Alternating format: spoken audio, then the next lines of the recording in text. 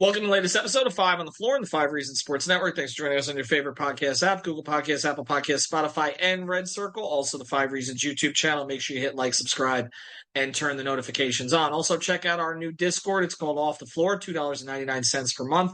10 different channels you get access to. Yes, you do need to sign up. We saw about 20 signups yesterday, but nobody got past the first page. You actually got to pay the $2.99. If you want to pay just $2.99, do it on your desktop or laptop. Apple will charge a $1 surcharge. Just check it out off the floor. Again, the link is right here on the YouTube page, also on the podcast feed, and pinned to the top of the Five Reasons Sports Twitter page. Also, we are still promoting Prize Picks. We recognize that you can't play currently in the state of Florida. We don't make those rules. We do think some of that's going to change here shortly. If you're out of state, though, you can continue to use the code 5 if Prize Picks is legal in your state. It's currently legal actually in 33 states. Florida just has these weird rules. So check it out, prizepicks.com. Use the code 5, F-I-V-E, for your daily fantasy props. And now, today's episode. All right, welcome back to Five on the Floor. Here's today's floor plan. I'm Ethan Skolnick. You can follow me at Ethan J. Skolnick and at Five Reasons Sports. I got Brady Hawk. You can follow him at Brady Hawk 305. And we just decided we're going to pod about what everybody's talking about.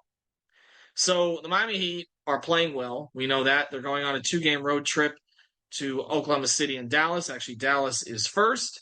But the news came down today that neither Kevin Love nor Tyler Herro will make the trip. Love was not a surprise. I spoke to him before the game yesterday, and he told me that he's still sore, making progress. He's close, but not quite ready. We didn't hear specifically from Tyler Herro, but now this is another lengthy absence for Herro. This time it is the foot. And, of course, that's leading to more conversation about what the starting backcourt should be when it is that Tyler finally returns, because the Heat are playing well without him again. And one guy in particular is playing well, and that's Duncan Robinson. And so Brady and I are going to try to have a nuanced, thoughtful discussion on a topic that has everybody all riled up, because it's the most toxic topic. Would you agree on that, Brady? Is this the most toxic Heat topic this season? Oh, 100%. You better claim one side. Like you cannot be middle ground. Even though I feel like I'm pretty middle ground on it, like you better lean one way. Right, and neither of us really do. So we're going to actually try to work through this together. Brady's going to handle more of the stats and the basketball part of this, although I'll bring some of it. And I am going to bring some of the other factors that are involved, because I'll just state this from the beginning. I have said all along that I expected Tyler Herro to retain his starting job no matter what. I still think he's going to retain his starting job. The question is whether he should. And these are really two different questions. What the Heat will do and what they should do. So we're going to try to work through this with the understanding that we're now at the point where we're under 20 games left in the regular season. The Herro, Bam, Butler combination is still under 500 this season on a team that's 9 games over 500. So I do think, at the very least, this is legitimate conversation to have, to ask the question, is there enough time at this stage to get Tyler back into the starting lineup, make adjustments to what they've been doing recently, and win and feel confident about the direction that they're going into the playoffs? So I waited as long as I could on this, because I kept saying Tyler's going to start when he comes back. But we're getting closer to the end point here. We're in the middle of March almost. And I don't know when he's coming back. And I don't know what they're going to look like when he does. And other guys have emerged in his absence. And not that this is going to affect it, but they've added a couple of guards in DeLon Wright and now Patty Mills, Josh Richardson out for the season with a separated shoulder. So some things have changed. But what hasn't changed is that Tyler Herro is the Tua Tagovailoa of the Miami Heat. He's by far the most polarizing figure. So we're going to touch on it with Tyler. But Brady, we're also going to touch it in the context of the total backcourt, because this is not an either or. And the way I'm just going to throw this poll out here today, because this will tell you kind of where Heat fans are, and then let's get into some of the optics and what goes into this decision making here. I polled this a couple hours ago. It's already got 1,500 votes. These polls don't typically get 1,500 votes in an hour. Okay, so this is what is on everybody's mind. What should the Heat's backcourt be when all are healthy? Rozier Hero, Rozier Robinson, Hero Robinson, or something else. What do you think is leading? Probably Duncan and Terry. 61%. Okay. That feels right. 61%. So roughly what, 8 to 900 of the 1,400 votes so far have gone this way. This is an unscientific poll, but we go to Heat Twitter. This is where the most passionate Heat fans are, most polarized, passionate Heat fans are, and they are in favor of Rozier Robinson at 61%. What do you think is second? Hero Duncan. No. Hero Rozier. Okay. So that's at 22%.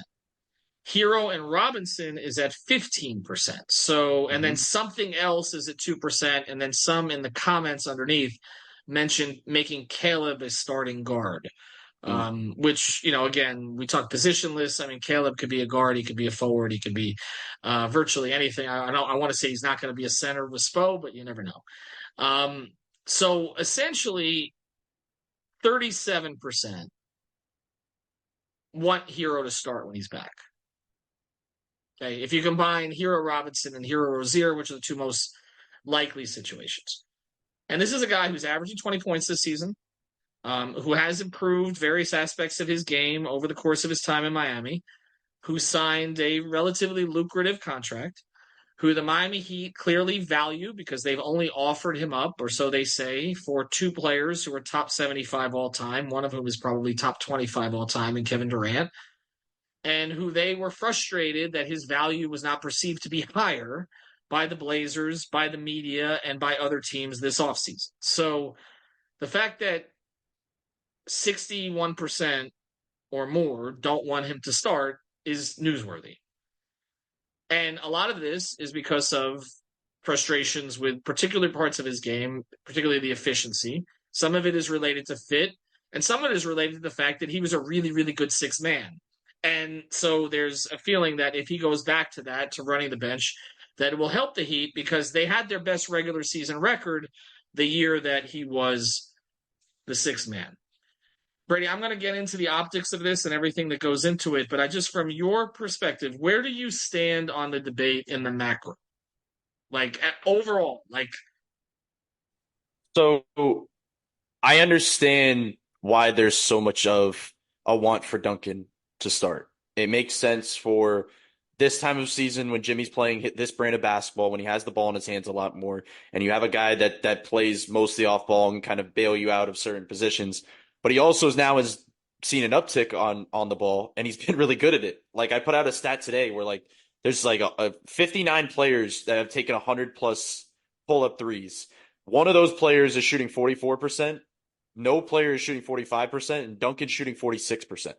46% on pull up three. So it's like you have this guy that is supposed to be this off ball guy that doesn't get in the way of your offense, and he's become this guy that can kind of be a trigger for your offense. So when you have a guy that is a rhythm player that you kind of is hot and cold at times that can play that style, and he's hot right now, I think there's just a want that he needs to be on the floor and he needs to play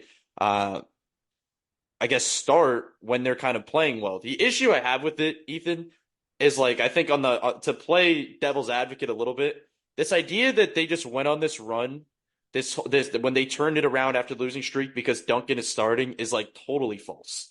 Like we cannot just play this game where it's like they've just played better since this point. Like they started playing better after the losing streak, and I think they went 7-2 before Tyler got injured, and one of the losses was the one game that Tyler didn't play. So after the 7 game losing streak, they went 7-1 with Tyler starting. So they started playing good basketball before that point, like way before Tyler went down. But the issue is now, to your point, is the availability factor, and I think that's the part that's warranted. Like you get to a point where there's just this thought process of the fact that you know what happened in the past, and now it's getting back to the playoff time, and you're still one of the lineups we're talking about, Ethan, is the I brought it up to you before we started was the Rozier, Tyler, Jimmy, Jovic, Bam. Like that lineup is the one we're kind of debating. Is it Duncan or Tyler in this instance? That lineup that I just said has not played a minute. They've not played a minute this year. Part of that is because Jovic wasn't playing when they were running the Tyler Terry lineups.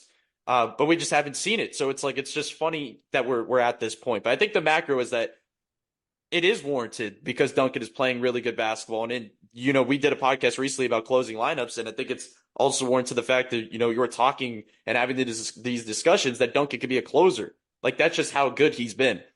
But let me just say one thing really quickly is that it's like, if let's just say that the last 2 or 3 games, Duncan was kind of a no-show, or let's just say the last 2 games, this wouldn't even be a discussion, probably. Like, if Duncan just had two iffy games, it would be like, okay, Tyler's going to come back and have his starting lineup. But it's just like now because Duncan kind of had like another masterful kind of couple games and he's in this rhythm right now that this is the discussion we're having. So a little bit of it is recency bias, like a little bit of it. But I think it still needs to be said that they're in a rhythm. Like they have Duncan in this spot. As you say, there's noise in all these numbers, right? Because there's so many variables, like who's in, who's out, who are they playing, what's the tone of the team at the time. But there is all this backstory. And part of the backstory is they made a run to the finals last year with Tyler Herro not playing. And I've made the case that they could have used him against Denver. But I've also made the case that it probably made them it easier at times for them to get to the finals because things were streamlined for them. They got to the playoffs and it was give the ball to Jimmy and get the hell out of the way. And who needs to get out of the way the most? Somebody who has high usage. And so Jimmy went when Tyler wasn't there, and it worked up until they got to the finals when Jimmy was hobbled, a little bit tired, and they could have used someone who could make some mid-range shots and some floaters and given them an additional scoring option. And so, again, there's context to all of this. But you mentioned the Duncan factor, and we're going to get more into the Tyler thing specifically. But I do think we need to mention it as it relates to Duncan and how it affects his play, because we're constantly talking about how this affects Tyler, right? Well, Tyler stated in a question that I asked back in 2022, after the 2022 season, I believe it was in early June. Greg, it was retweeted out today because people found the tweet, okay, where I asked him about starting, and he had an answer ready for the question. He wasn't offended by the question. He wanted to say it. He said, I believe I've earned the right to be a starter. He made that declaration after winning Sixth Man of the Year. After all, he won the biggest award you can win as a reserve, right? So he believed that it was his time to be a starter and his time to get a contract, and he got both. Okay? And we always talk about it like, would he accept this? Would they be able to talk to him the way that, say, Spoelstra talked to Dragic or talk to Wade or talk to others or Pop talk to Manu, right? We never talk about it like how it affects Duncan. And the numbers are stark in terms of the difference in Duncan's play when he starts and when he comes off the bench.